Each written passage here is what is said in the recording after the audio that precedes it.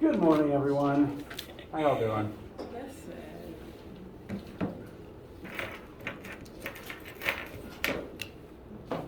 Alright. So, probably the main article of discussion is that our first test starts today. As a reminder, we will have it during lab time. There won't be a lab in addition to that. It's just we're using that time slot. And again, a lot of this information that I'm about to say will probably sound very familiar, but just in case. So we'll have it during lab times. That means that there is a slot to take it either from 1:30 to a maximum of 4:30. Today, Tuesday, Wednesday, and Friday, there is no Thursday slot. So if for any reason you were thinking, I'd rather take it on Thursday, you can't. So keep that in mind. I've had a lot of emails from people asking to change days, and which is fine as long as I have the email about it. But Thursday doesn't exist. Just make sure you're aware of that. Thursday's no. The way that the test will work is we'll come in. We'll come into this room, not the lab room itself. There's just more space to work in here on the paper assignments. So whichever day of the week you're going to take it, come here by 1:30, and I'll be up here. I'll be answering questions the entire time. I'll put any other hints or formulas that need to be on the board. And you'll have the test. It is designed to take you 50 minutes to an hour. It is not designed to take you very long. However, since I will be here until 4:30, you can take that long. If you're willing to if you will put in that time and effort, then you can.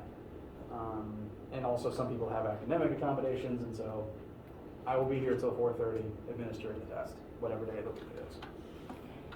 And in that time, you will have as much time as you need, as much time as you want to take on it, to finish it. Once you are done, and comfortably feel that I have answered everything to the best of my ability, then you will hand it in, you can be on your merry way.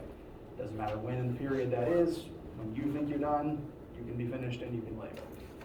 And again, there's no other lab activity this week. This is the thing. This is the thing we're doing during lab time.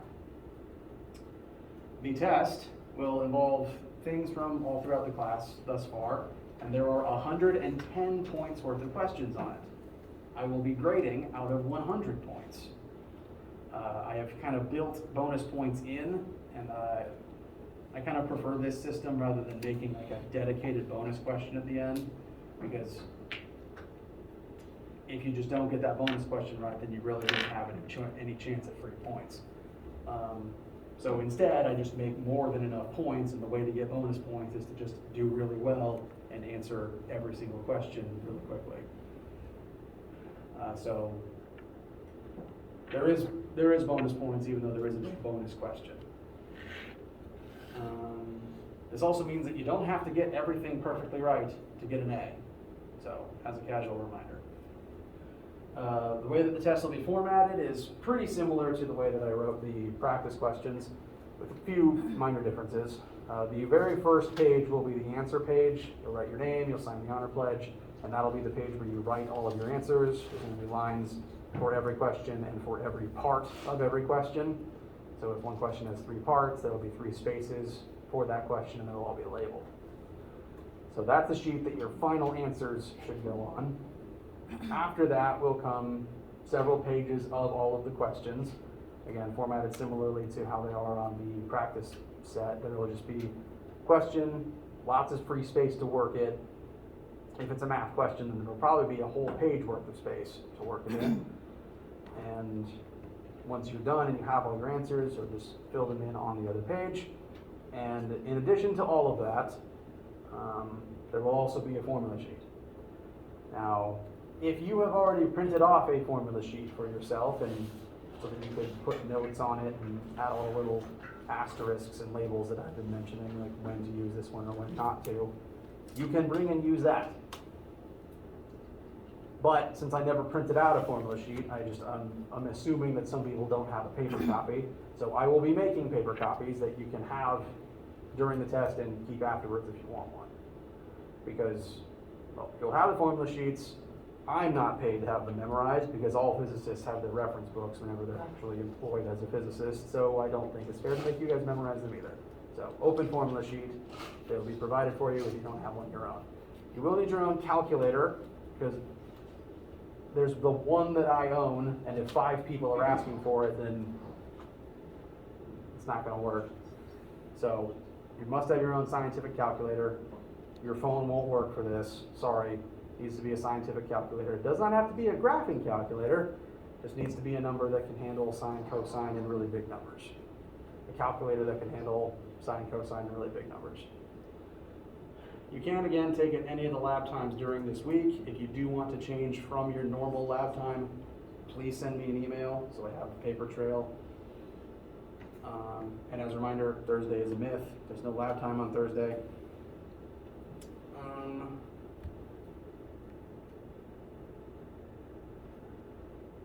Of the questions on the test, they are all labeled with their point values. So at the start of the question, it'll say whether it's worth 5, 10, 15, etc. And if you add all of the point values for every question together, they will become 110. 3 of them are short answery kind of concept questions. Those are at the beginning. And then the preceding 6 are algebra questions, word problems.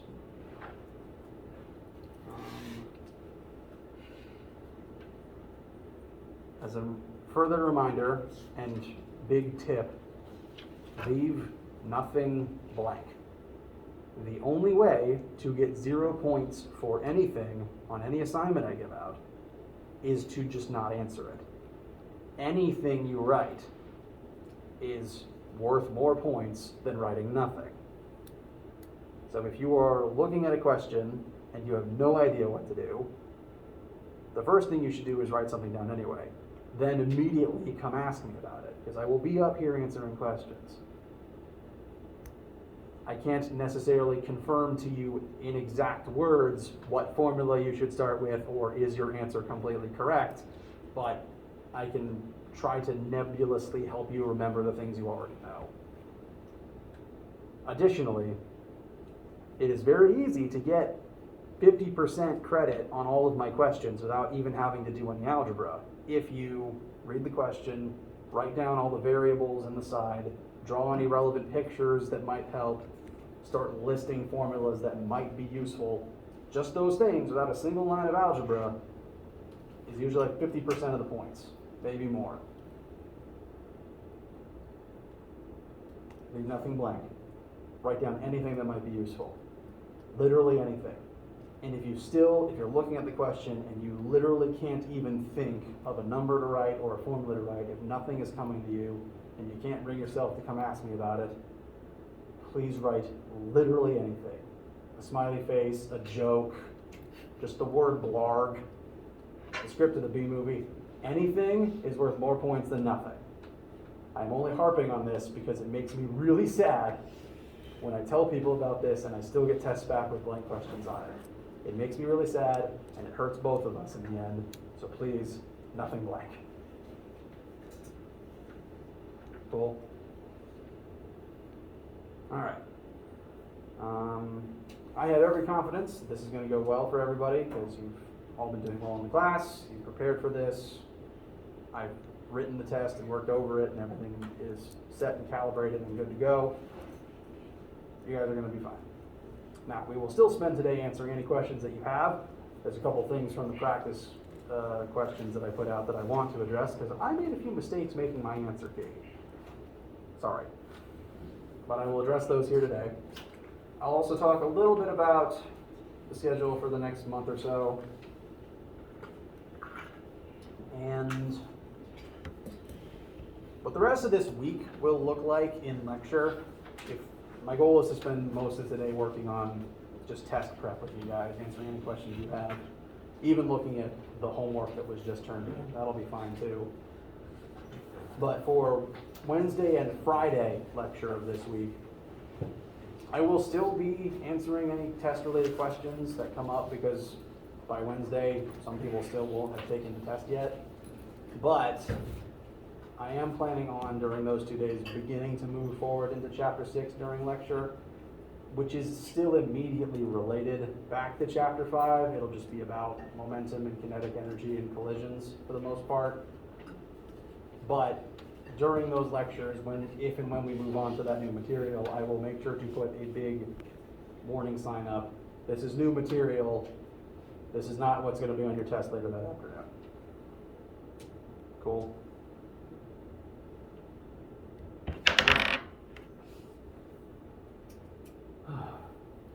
So, how do you guys feel? Any questions about like the mechanics of like how the test will work, and then we'll open the floor to questions about concepts in the study guide and the homeworks.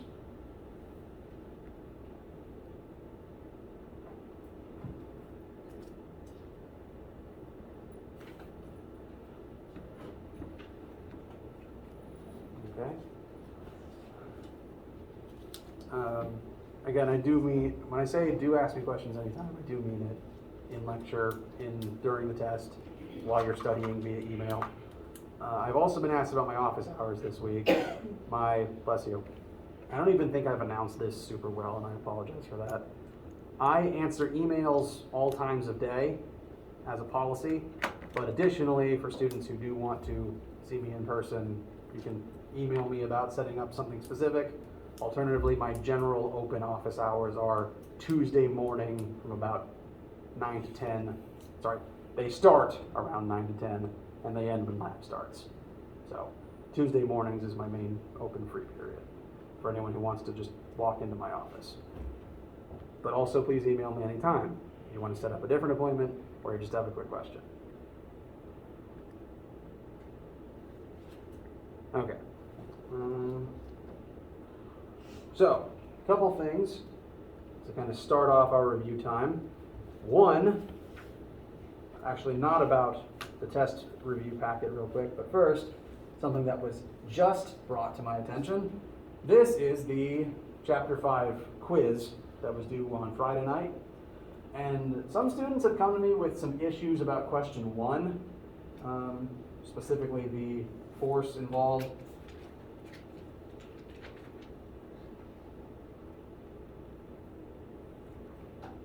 Sorry, lost my train of thought. Some of the answers have been coming back a little bit strange, based on the methods that I would normally use to solve this question. Some people have just been reporting that web assignment might just be wrong.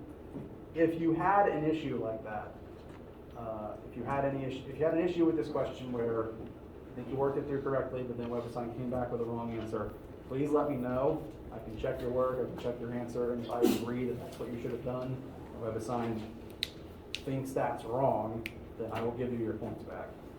So email me with questions about that if you had any issues. And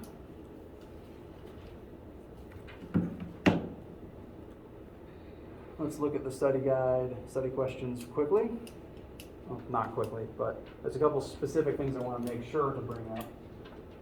As a reminder, I make my practice guides both longer and harder than the test itself, because again, I'd rather you struggle with this than struggle with the test. So if this took you more time than you'd like, if you felt this was harder than you'd like, good news, the test is easier than this. And I'll be sitting here physically in front of you while you're working it.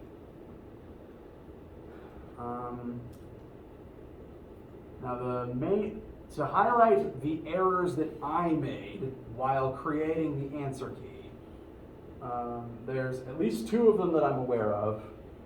Number 4 is the first of those errors. When I was working through number 4, just to quickly go through it, we have a 50 kilogram sled being pulled forward with 100 newtons of force, but that 100 newtons is being delivered by a rope on an angle, so that 100 newtons is not directly forwards. First thing you're asked is, what is the net force on this sled? You're told the sled is moving at constant velocity. That means no acceleration. That means net force must equal 0. Then part B lists all of the forces acting on the sled. The force that you are applying, you could call it tension. I typed in force rope, either works. The ground must be pushing upwards, meanwhile the earth is pulling downwards by gravity, and friction must be trying to slow you down because you are sliding across a surface. And we know from part A that all of these must add up together to become zero, or else we can't be moving at constant velocity. It's like when your car's cruise control is on, the force of the engine forwards must be equal and opposite to the force of friction trying to slow you down. Once they're even, you'll be moving at constant speed. Part C is where I began writing down wrong things, and I apologize. F rope is given, and so what I have listed for F rope is fine. But for some reason, I must have just typed the wrong mass into my calculator, and I think that this is about half the actual weight. The actual weight should be 50 kilograms times 9.8, which should be 490 newtons. So I somehow have that by mistake. So the actual answer is 490 newtons down for gravity. That answer will then affect the normal force answer because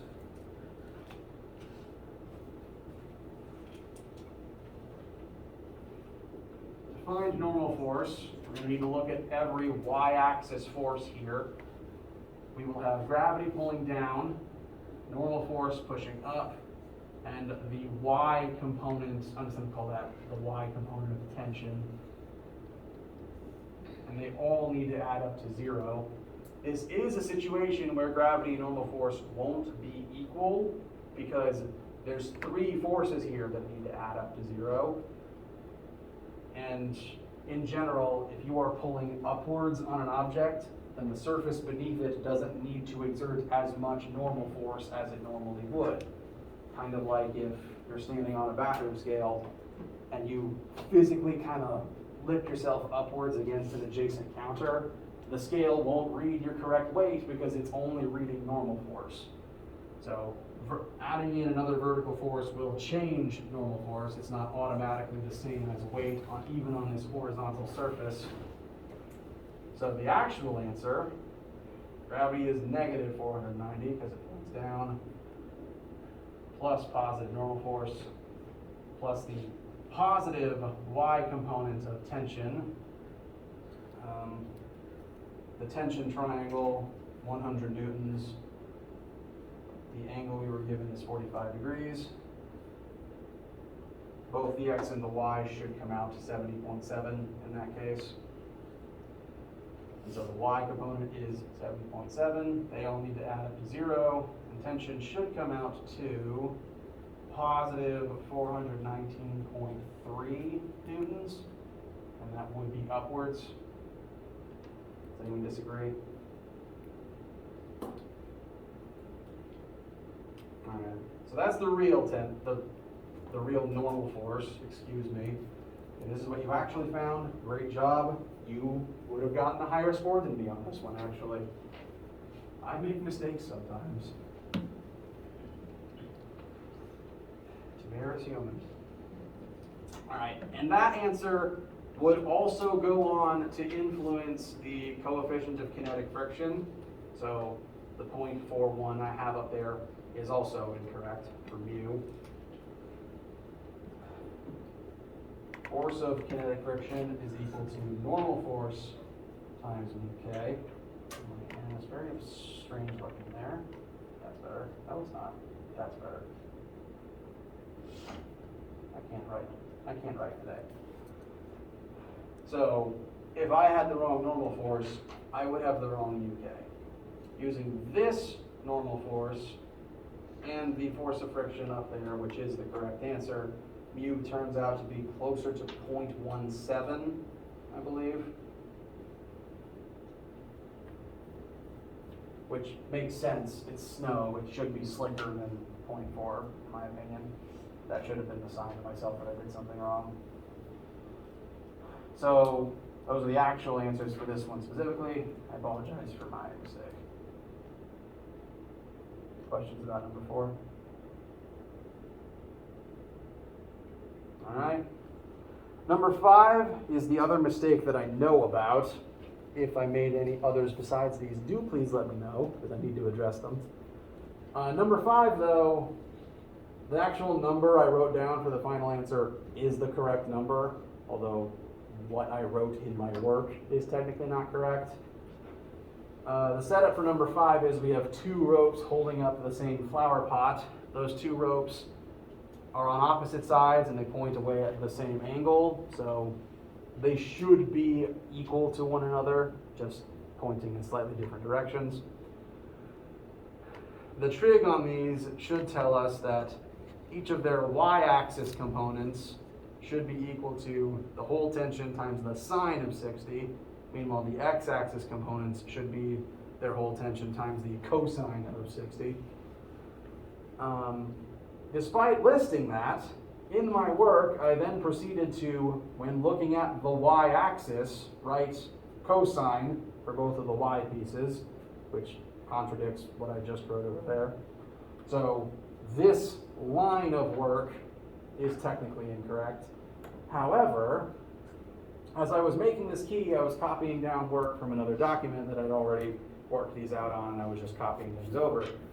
And I copied down the numerical answer correctly.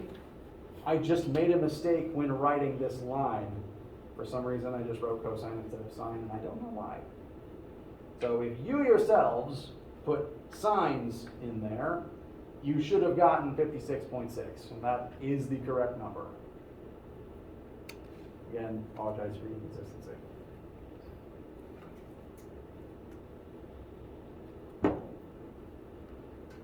How's that one feel?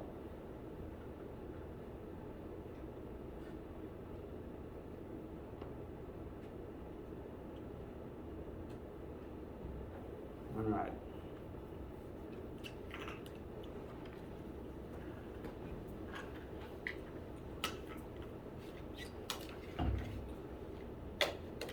So, there's other questions up here we can look at. We can look at the whole thing if you guys want. We can look at previous homeworks, answer any concepts that you have questions about.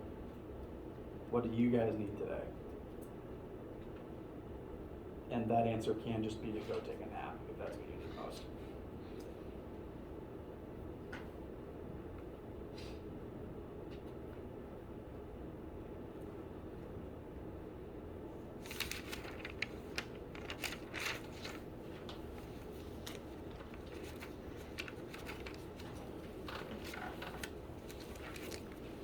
Okay.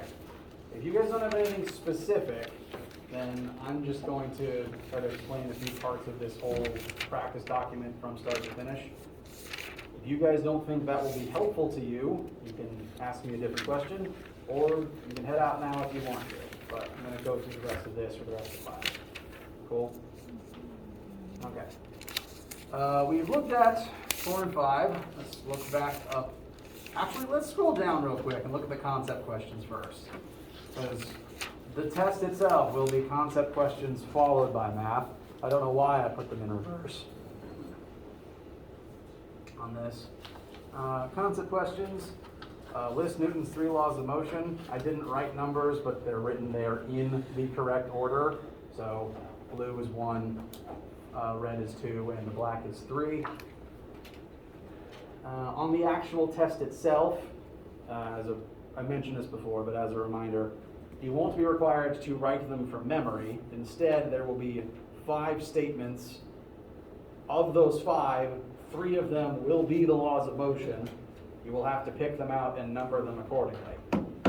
There will be 2 statements that aren't laws of motion and probably just aren't true. You'll have to figure out which of those 2 statements aren't laws of motion and then not number them because they're not laws of motion. You just have to pick the 3 that are and put the right number next to them. So we just gotta pick the laws of motion from the 5 statements on the test. Yep. That's it. That's it.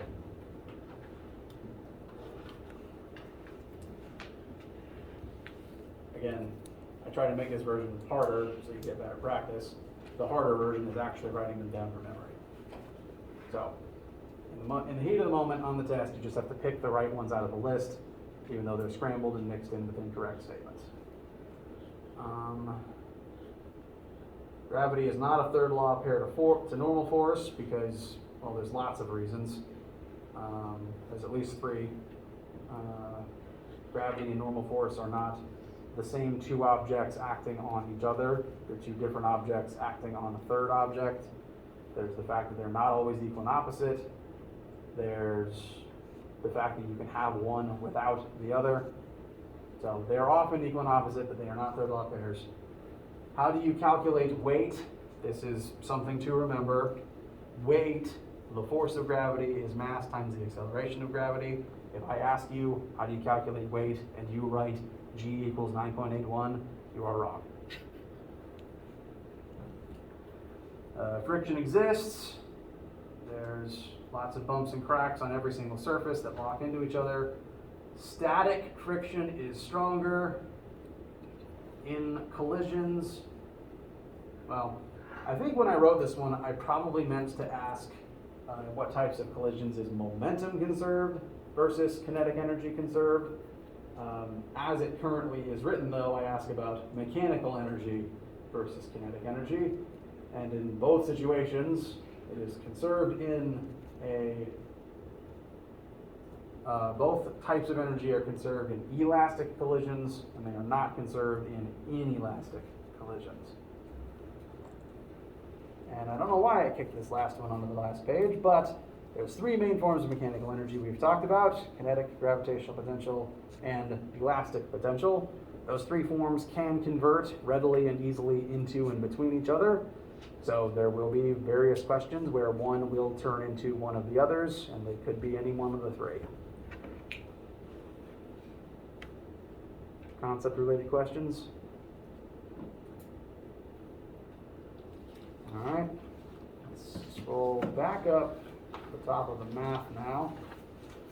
Number one is a vector addition question. We have a plane moving at 350 meters per second northward. Meanwhile, the wind is blowing it eastward simultaneously.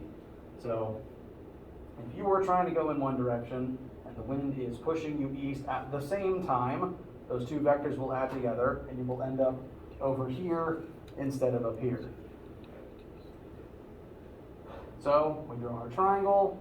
We have our 350 north, our 55 east. Those are the two legs. They will add together vector style to create our hypotenuse. And what we want to know is the magnitude of the hypotenuse and what direction we are now moving in as a result. Pythagorean theorem can show us what the hypotenuse is. We then must employ a small amount of trig to find the angle. And on WebAssign, you usually need to be very picky about how you set up your answer to make sure that it's in the form that WebAssign wants. I am less picky. The way that I drew this triangle is valid, and the way that I drew this triangle, the answer comes out to 8.9 degrees east of north, meaning I started east and then tilted 8.9 degrees. Sorry, I started north and tilted 8.9 degrees in the direction of east. But it would be completely valid to instead draw your triangle airspeed on the bottom, plane speed up there. This is your hypotenuse, and then you would find this angle, which would be closer to 90.91.1, I think. No. This is a sign that I need a break. That should be 81.1, if you found it that way.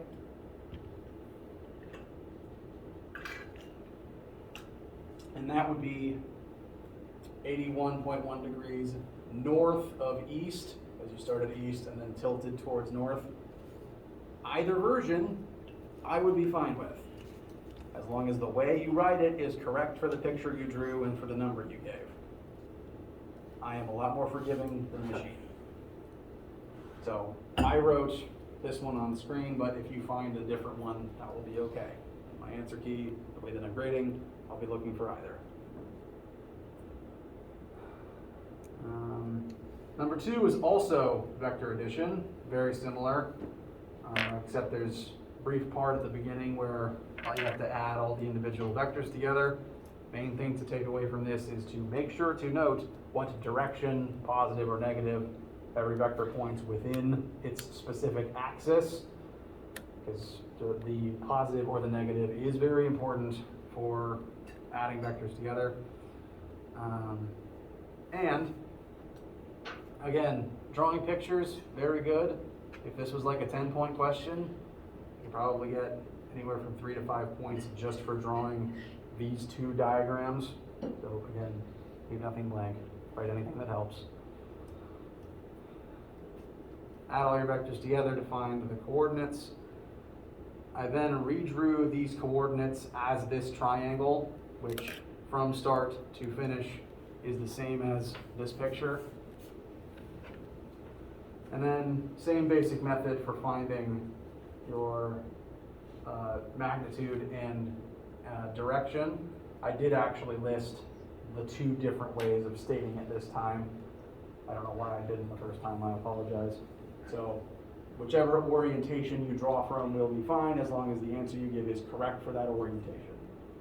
Are we allowed to say 13.7 northwest, or do we have to say like west and north, or northwest? Northwest, like just the whole word northwest is frustratingly non-specific, because Take those out. if you just wrote that, you would probably lose you'd lose a little bit of points just for not being as specific as you could be. That's northeast, sorry. Because on most compasses, northwest is labeled as the exact 45-degree median of the 2, and just saying 13 point something degrees northwest, just the one word northwest, doesn't tell me enough information to try to replicate that by myself if I had those directions and I was trying to do them on a map. So I will give you most of the points for that answer. You'd probably lose 1 or 2. So as specific as you can make it. If for any reason though if you just write northwest or you just can't think of how to phrase it in this way, I will accept the flawed answer. I will give you like 90% of the points for the flawed answer. Please leave your flawed answers, leave nothing blank. Flawed answers are better than non-answers. Does that answer the question? Yes. 3, projectile motion, which will be very important. This is kind of a classic standard projectile motion question. We have one object on a cliff being fired down and out some distance away. You got to figure out what that distance will be. Main things to remember are, if you are launching at an angle, you do need to find the XY components of that launch velocity. Each of those components will be used in either the vertical axis analysis or the horizontal axis analysis. And usually, if you are launching at an angle and you don't land at the same height, you are going to have to do a quadratic. I will provide the quadratic formula. If it's not already on the formula sheet, I will put it on the board. So you don't have to memorize that, but you do need to be able to use it. And the quadratic will always give you 2 answers. Specifically, we have only ever used it to solve for time, and a negative time makes no sense. So whichever of the 2 numbers you get out of it for time is negative is the one that you don't use. So you take your positive time, which for this one came out to be about 4.87 seconds, plug that into the horizontal axis, and I can't read my own handwriting. That's not a good sign. I think that's 86 meters. Any questions about number 3 or anything else on this first page?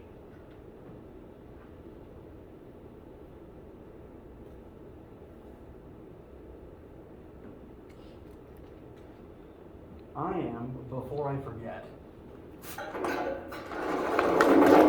going to put the quadratic on the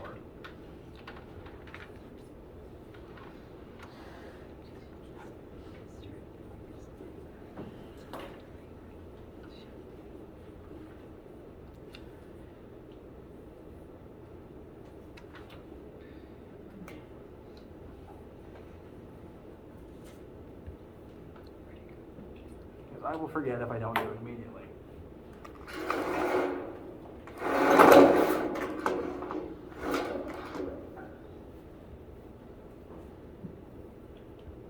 All right. We've looked at 4 and 5. Number 6 is just a quick velocity, Fantastic Four velocity formula question. The relative velocity between the two cars is worth noting, as is the unit conversion. You are given values in kilometers per hour. I worked them up here in kilometers per hour. You could also convert them to meters per second first if you prefer. There will be unit conversions on the test. You'll have the information you need to actually perform them. 7 is an energy conversion question. We begin with a cannonball being fired upwards from the top of a cliff. So this is an interesting situation where at the beginning, the object has both kinetic energy and gravitational potential energy because it's launching from some height above the ground and has an initial velocity. So both are present at the beginning in this particular case. So the first thing you were asked is, what are those two energy totals? Then, part B, to what height will the cannonball rise compared to the ground? For that, I compared the beginning energy totals, so the kinetic energy and the gravitational potential energy at the beginning. Those are our initial mechanical energy totals. At the end of this situation, if we are looking specifically at what height we finally, the maximum height that we rise to, at that height, our KE would be 0, because at max height, your KE is just 0 for that split second. And our GPE would be mass times 9.8 times whatever our unknown height is. Unknown height should turn out to be 540 meters, which is a lot actually. It's half a kilometer in the air. This thing is going to hit the ground and make a very big boom. Second question instead asks, what is the final top speed the moment before you hit the ground? The assumption is we want to know the very fastest that it is going before it actually touches the surface and makes a crater. So instead, this time, I started with the same initial conditions because we're comparing the initial launch to what happens at the ground versus comparing the initial launch to what happens in the sky. Same initial conditions, but different final state. At the ground, our GPE will instead be 0, and we will use the kinetic energy formula to solve for the velocity, which is very, very, very fast. Just for a sense of scale, 103 meters per second, you could cover more than 3 football fields in you would cover 1 football field in 1 second. Which is very fast. Little over 1 football field, but still very fast. Number 8 is about the work and power of a specific car. This is actually the current world record holder for fastest street legal car in the world. Faster cars do exist, but they're usually giant things with actual rockets on their backs, and they aren't allowed on the road for obvious reasons. So if you want something fast that you can actually put on the interstate, this is it. And they're millions of dollars. We initially are told top speed and the power of the engine. You were then asked to convert those into metric units. I will make sure all conversions are listed on the actual test. If they're not in the document, I will make sure to put them on the board. So part 1 is those conversions. There's a lot of watts present. Second question is, calculate the force the engine exerts when the Chiron is going at top speed. So power is force times velocity. We now know the power and the velocity in metric units. We can find the force, which is about 9,000 newtons. It's a very powerful engine. Then we are given a distance and asked what the work output of that engine is as it drives that distance.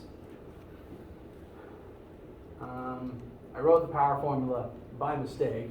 We actually want the work formula. We just found the force times the distance, and that will give us the work performed while moving at that speed for that distance. That's a lot of joules. This is a lot of gas guzzled. I don't have the exact conversion in my head at the moment, but based on the statistics of a similar but slightly slower car, going at top speed, you can guzzle through an entire tank of gasoline in minutes. So, this amount of energy is probably the energy of your entire tank of gas, gone in an instant. Hypercars are kind of crazy. Any questions about anything on this page? All right. Actually, there's only one more math work, algebra question on this packet, and that is another energy conversion situation. This is a conversion from EPE in a compressed spring into kinetic energy of a launched projectile. Well, actually just of something launched from the spring cannon. So EPE will become KE. We don't know the spring constant, but we do know its compression, and we know everything to find the final kinetic energy. So that just leaves the spring constant as the unknown. How do you guys feel about any and all of the questions on this particular practice list?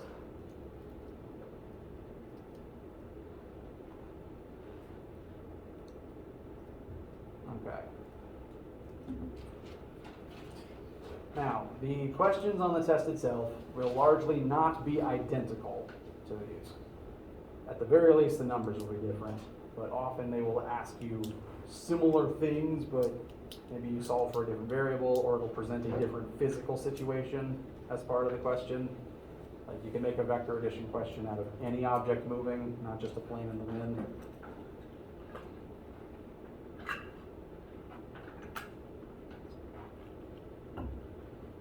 So if you feel comfortable with these, if you look at these answers and you think that makes sense, I can do this, the questions won't be identical, but they will be similar. If you can do this, you'll be fine. And I have made and recalibrated this test after working with you guys all semester. I have absolute faith that this is going to be just fine for you guys. And again, I'll be here till 4:30. It's only meant to take you an hour. I have every faith that you guys can finish it in an hour.